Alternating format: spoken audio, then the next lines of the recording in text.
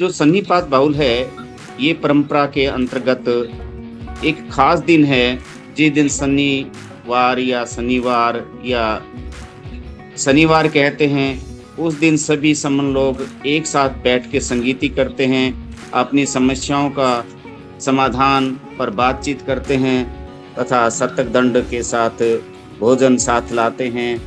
सन्निपात बाहुल में जो भी बहुमत से सहमति होती है, उसका पालन होता है, क्योंकि हमारा जो समन संघ का नियम है, सांघिक ताकत में ही सबसे बड़ी ताकत है। जैसे-जैसे हम जुड़ेंगे, वैसे-वैसे हम जीतेंगे, ऐसा हमारा समन संघ का नियम है, मानना है और ये कानून है हमारे समन संघ का। सन्निपात बाहुल एक जो खास दिन की प्रक्रिया होती है, हमारे हिसार में ऐसा कोई दिन नहीं रह जाता जो सन्निपात बाहुल नहीं करते, परंतु शनिवार को खास दिन है। इस दिन हम सारे के सारे अपने साथ एक ऐसा स्थान देखते हैं जिसमें हम निःशुल्क बैठ सकें, खा सकें, बैठ सकें और विचार कर सकें। तो अपने साथ भोजन, पानी और बैठने का जो कोई अगर वहाँ नहीं स्थान है, तो ऐसा बिछाने का भी हम साथ में लाते हैं। सारे के सारे समन संगी जितना जो अपने साथ खाने-पीने का सामान, चाहे वो मिठाई है, चाहे वो पराठे हैं और चाहे वो फ्रूट हैं, जो भी साथ लाते हैं, खीर है, हलवा है, पूरी है, कोई भी समन संगी ला सकता है अपनी मर्ज़ी से, परंतु 4 पराठे हम जो संघ का नियम है, उसके हिसाब से लाते हैं और 2 पराठे हमारे ऐसे आगंतुक साथी जो पराठे अपने साथ नहीं ला सके, तो उनके लिए भी लाते हैं। साथ में सूखी सब्जी या अचार लाते हैं। तो इस प्रक्रिया में जब हम इकट्ठे बैठते हैं, सारा इकट्ठा जो हम भोजन लाते हैं, उसका किसी को पता ही नहीं चलता कि ये भोजन किसका है। और जो हमारे विचार हैं, हम सत्तक दंड लेके भी आते हैं। आज भी हम सत्तक दंड लेके आते हैं, जिसके पास जो सत्तक दंड है, चाहे वो किसी प्रकार का हो, भाला है या कटार है।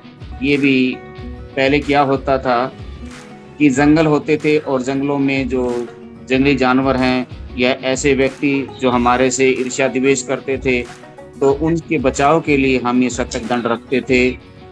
तो पहले भी हम इकट्ठे बैठते थे और आज भी हम इकट्ठे बैठते हैं। इसी को हम सन्निपात बाहुल कहते हैं।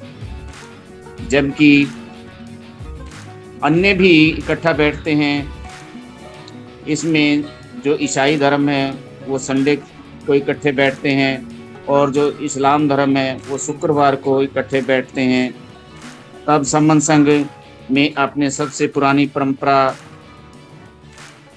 जो आज हम निभा रहे हैं, शुभ शनिवार के रूप में, इस दिन इकट्ठे बैठते हैं, अपने दुख सुख के बारे में बात करते हैं, अपने जो बच्चे जवान हो चुके हैं, उनकी शादी विवाह के बारे में बात करते हैं, उनकी नौकरी पेशे के बारे में बात करते हैं, उनकी समृद्धि के बारे में बात करते हैं और आने वाले समय में हमारे सुख सुविधाएँ और जो हमारी सुरक्षा है, उद्देश्य हैं, उनकी पूर्ति के विषय में बात करते हैं।